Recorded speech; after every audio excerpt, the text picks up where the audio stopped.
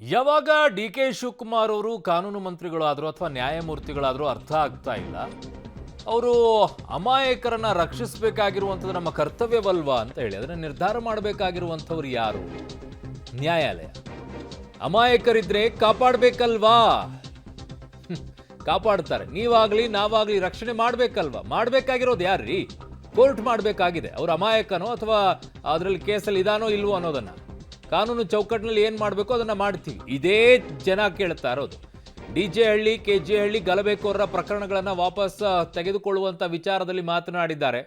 36 ಜನ ಅಮಾಯಕರು, ಅವ್ರನ್ನ ಬಿಡುಗಡೆ ಮಾಡಬೇಕು ಅಂತೇಳಿ ಅವ್ರ ಕುಟುಂಬದವ್ರು ಹೋಗ್ಬಿಟ್ಟು ಒಂದಿಷ್ಟು ಮನವಿಯನ್ನು ಕೊಟ್ಟಿದ್ದಾರೆ. ಸೊ ಹಾಗಾಗಿ ಅಮಾಯಕರ ರಕ್ಷಣೆ ಮಾಡಬೇಕಲ್ವಾ ಅಂತ ಹೇಳಿ. ಯಾರು ಮಾಡಬೇಕಾಗಿರೋದು?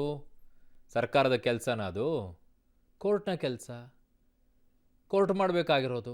ಅವ್ರ ಇನ್ವಾಲ್ವ್ಮೆಂಟ್ ಇದೆಯಾ ಇಲ್ವಾ ಅನ್ನುವಂಥದ್ದನ್ನು ನೋಡೋಕ್ಕೆ ಈ ಕೇಸ್ನಲ್ಲಿ. ಆಮೇಲೆ NIA ಈಗಾಗಲೇ ಅದನ್ನು ತೆಗೆದುಕೊಂಡಿರೋದ್ರಿಂದ ಹೇಗೆ ನೀವು ಕೇಸನ್ನು ವಾಪಸ್ ತೆಗೆದುಕೊಳ್ಳೋಕ್ಕಾಗುತ್ತೆ? ಏನು ಸಹಾಯ ಮಾಡ್ಬೋದು, ಏನು ಸರಳತೆ ಮಾಡ್ಬೋದು, ಏನಾದ್ರು ಕಡಿಮೆ ಮಾಡೋಕ್ಕೆ ಸಾಧ್ಯ, ನಾವೆಲ್ಲ ಗಮನಿಸ್ತೇವೆ. ಕನ್ನಡ ನಾಮಫಲಕ ಕ್ಯಾಬಿನೆಟ್ ಚರ್ಚೆ ಆಗಿರುವಂಥ ಕರ್ನಾಟಕ ಸರ್ಕಾರದ ಒಂದು ಬದ್ಧತೆ, ಕರ್ನಾಟಕ ಸರ್ಕಾರದ ಬದ್ಧತೆ ಕನ್ನಡ ಇರಬೇಕು. ಕನ್ನಡ ರಕ್ಷಣಾ ವೇದಿಕೆಯವರು ಹೋರಾಟ ಮಾಡಿದ್ದಾರೆ. ಕಾನೂನಲ್ಲಿ ಅವಕಾಶ ಇದೆ. ಯಾರೇ ಆಗಲಿ ಕನ್ನಡ ನಾಮಫಲಕ 60% ಇರಬೇಕು. ಆಮೇಲೆ ಬೇರೆ ಬೇರೆ ಯಾವ ಭಾಷೆ ಬೇಕಾದ್ರೆ ಹಾಕೊಳ್ಳಿ, ಏನು ನಮಗೆ ತೊಂದರೆ, ಇಂಗ್ಲೀಷಲ್ಲಿ ಹಾಕೊಳ್ಳಿ. ಏನು ಸಹಾಯ ಮಾಡ್ಬೋದು, ಏನು ಸರಳತೆ ಮಾಡ್ಬೋದು, ಏನಾದ್ರು ಕಡಿಮೆ ಮಾಡೋಕ್ಕೆ ಸಾಧ್ಯ, ನಾವೆಲ್ಲ ಗಮನಿಸ್ತೇವೆ. ಕನ್ನಡ ನಾಮಫಲಕ ಏನು ಸಹಾಯ ಮಾಡ್ಬೋದು, ಏನು ಸರಳತೆ ಮಾಡ್ಬೋದು, ಏನಾದ್ರು ಕಡಿಮೆ ಮಾಡೋಕ್ಕೆ ಸಾಧ್ಯ, ನಾವೆಲ್ಲ ಗಮನಿಸ್ತೇವೆ. ಕನ್ನಡ ನಾಮಫಲಕ ಕ್ಯಾಬಿನೆಟ್ ಚರ್ಚೆ ಆಗಿರುವಂಥ ಕರ್ನಾಟಕ ಸರ್ಕಾರದ ಒಂದು ಬದ್ಧತೆ, ಕರ್ನಾಟಕ ಸರ್ಕಾರದ. ಓಕೆ, ಹಾಗಿದ್ದಾಗ ಅಮಾಯಕರ ಬದ್ಧತೆ ರಕ್ಷಣೆ ಮಾಡಬೇಕಲ್ವಾ ಅಂತ ಕೇಳ್ತಾ ಇದ್ದಾರೆ. ಅಖಂಡ ಶ್ರೀನಿವಾಸ ಮೂರ್ತಿ ಅವರು ಅಮಾಯಕರಾಗಿರ್ಲಿಲ್ವಾ? ಅವ್ರ ಮನೆಗೆ ಬೆಂಕಿ ಇಟ್ಟಾಗ ಯಾರ ರಕ್ಷಣೆಯ ನಿಂತ್ಕೊಂಡ್ರಿ? ಯಾರ ಪರವಾಗಿ ನಿಂತ್ಕೊಂಡ್ರಿ?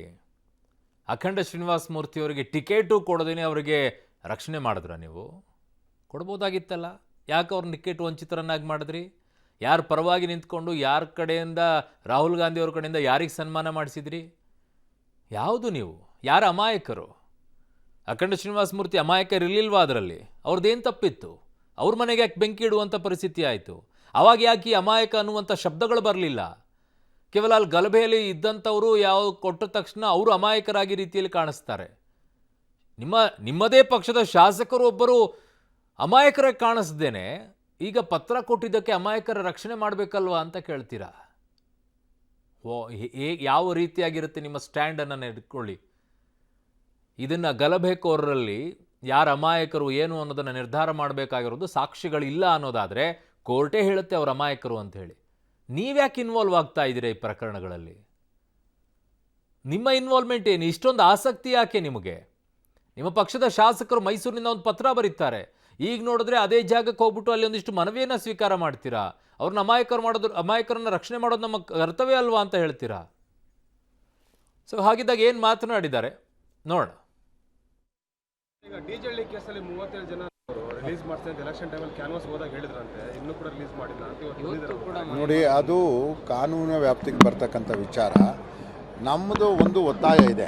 ಈ DJ ಹಳ್ಳಿ, KG ಹಳ್ಳಿ ಗಲಭೆಯಲ್ಲಿ ಅಮಾಯಕರ ಇರೋರನ್ನ ಕೂಡಲೇ ಬಿಡುಗಡೆ ಮಾಡಿ ಅಂತ ನಾವು ರಾಜ್ಯ ಸರ್ಕಾರ, ಕೇಂದ್ರ ಸರ್ಕಾರದವರೆಗೂ ಮನವಿ ಮಾಡ್ತೀವಿ. ಅಮಾಯಕರೆಲ್ಲ ಇದರಲ್ಲಿ ಕಾನೂನು ಸಿಲುಕಿಸಿರೋದು ತಪ್ಪು. ನಿಜವಾದ ಅಪರಾಧ ಇದೆಲ್ಲ ಅವ್ರದ್ದೇನ ಕಾನೂನು ಕ್ರಮದಲ್ಲಿ ಕ್ರಮ ಕೈಗೊಳ್ಳಿ, ನಮ್ಮದೇನು ಅಭ್ಯಂತರ ಇಲ್ಲ. ಅದೇ ಅಮಾಯಕರನ್ನ ಬರೀ ಫೋನ್ ಮೇಲೆ, ಟವರ್ ಮೇಲೆ ನೀವು ಕಂಡುಹಿಡಿದು ಬಿಟ್ಟು ಅವ್ರನ್ನ ಒಳಗಡೆ ಹಾಕೋದು, ಕೇಸ್ ಬುಕ್ ಮಾಡೋದು ತಪ್ಪು. ಅಂಥವ್ರನ್ನ ಬಿಡುಗಡೆ ಮಾಡಿ ಅಂತ ನಮ್ಮ ಅದು ತನಿಖೆ ಮಾಡಿದಾಗ ಗೊತ್ತಾಗುತ್ತೆ. ಅದರಲ್ಲಿ ಇದ್ದಾರೆ ಆ ಕೇಸಲ್ಲಿ ಇದ್ದಾರೆ. ಅದೆಲ್ಲ ತನಿಖೆ ನಡೆ ಅಂತ ಹಂತದಲ್ಲಿ ಇದೆ. ಈಗ DJ ಹಳ್ಳಿ ಕೇಸಲ್ಲಿ 37 ಜನ ರಿಲೀಸ್ ಮಾಡ್ತಾರೆ ಅಂತ ಎಲೆಕ್ಷನ್ ಟೈಮಲ್ಲಿ ಕ್ಯಾನ್ವಾಸ್ ಹೋದಾಗ ಹೇಳಿದ್ರು.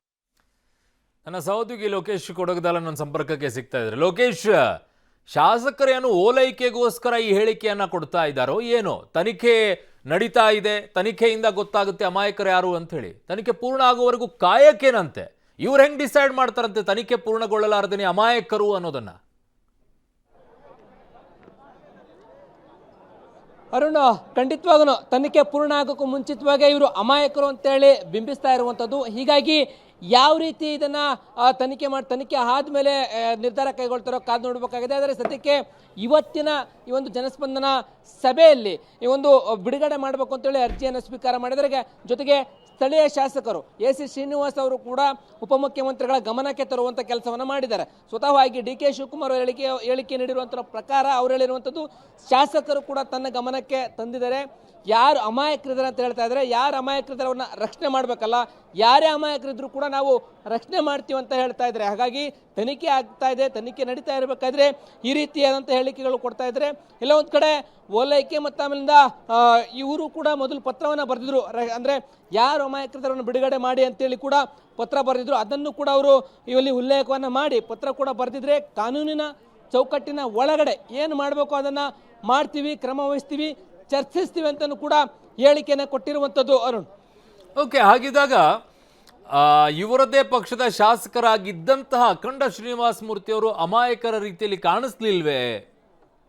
ಅರುಣ್, ಖಂಡಿತವಾಗೂ ಈ ಪ್ರಶ್ನೆ ಘಟನೆ ನಡೆದಾಗಿಂದನೂ ಕೂಡ ಕೇಳಿ ಬರ್ತಾನೆ ಇದೆ. ಅಂದರೆ ಶಾಸಕರ ಅಖಂಡ ಶ್ರೀನಿವಾಸ ಮೂರ್ತಿ ಅವರ ಮನೆ ಮೇಲೆ ಬೆಂಕಿ ಬಿದ್ದಾಗ ಕೂಡ ಆ ಒಂದು ಕೇಸ್ಗೆ ಸಂಬಂಧಪಟ್ಟಂತೆ ಆರೋಪಿಗಳನ್ನು ಅರೆಸ್ಟ್ ಮಾಡಿರುವಂಥದ್ದು, ಮತ್ತು ಅಲ್ಲಿರ್ತಕ್ಕಂಥ ಸಾರ್ವಜನಿಕ ಆಸ್ತಿ ಪಾಸ್ತಿಗಳನ್ನು ನಾಶ ಮಾಡಿರೋ ವಿಚಾರವಾಗಿ ಮತ್ತು ಸುಟ್ಟು ಹಾಕಿರೋ ವಿಚಾರವಾಗಿ ಕೂಡ ಅರೆಸ್ಟ್ ಮಾಡಿರುವಂಥದ್ದು. ಆಗ ಸ್ವತಃ ಶಾಸಕರ ಪರವಾಗಿ ಇವ್ರು ನಿಲ್ಲಬೇಕಾಗಿತ್ತು, ಆದರೆ ನಿಲ್ಲದೇನೆ ಅವರ ಯಾವುದೇ ರೀತಿಯಾದಂಥ ಅವರ ಪರವಾಗಿ ನಿಲ್ಲದೇ ಇರುವಂಥದ್ದು ಕೂಡ ಒಂದು ಕಡೆ ಈ ಒಂದು ಓಲೈಕೆ ಮಾಡಲಿಕ್ಕೆ ಮುಂದಾಗ್ತಾ ಇದ್ದಾರೆ. ಯಾರನ್ನಂತಂದರೆ ಇಲ್ಲಿರ್ತಕ್ಕಂಥ ಈ ಭಾಗದ ಜನ ಏನಿದ್ರು ಒಂದು ಅಲ್ಪಸಂಖ್ಯಾತರನ್ನು ಓಲೈಕೆ ಮಾಡಲಿಕ್ಕೆ ಮುಂದಾದ್ರೆ ಅನ್ನುವಂಥದ್ದು ಕೂಡ ನಮಗೆ ಕಂಡು ಬರ್ತಾ ಇರ್ತಕ್ಕಂಥದ್ದು. ಹೀಗಾಗಿ ಶಾಸಕರು ಕೂಡ ಇದ್ರ ಬಗ್ಗೆ ನಾವು ಸರ್ಕಾರದ ಮುಖ್ಯಮಂತ್ರಿಗಳ ಗಮನಕ್ಕೆ ತರ್ತೀನಿ ಅಂತೂ ಕೂಡ ಅವರಿಗೆ ಭರವಸೆನೆ ಕೊಟ್ಟಿದ್ದಾರೆ. ಇವತ್ತು ಅರ್ಜಿ ಸ್ವೀಕಾರ ಮಾಡಿದ್ದಾರೆ.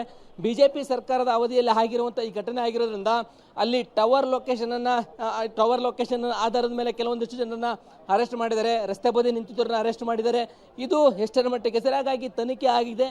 ತನಿಖೆ ಆಗೋವರೆಗೂ ಕೂಡ ಕಾದು ನೋಡಿ ಯಾರ ಅಮಾಯಕರನ್ನ ರಕ್ಷಣೆ ಮಾಡ್ತೀವಿ ಅಂತ ಹೇಳ್ತಾ ಇರುವಂಥದ್ದು. ಅರುಣ್, ಓಕೆ, ಲೋಕೇಶ್ ನಿಮ್ಮೆಲ್ಲ ಮಾಹಿತಿಗೆ ಧನ್ಯವಾದಗಳು.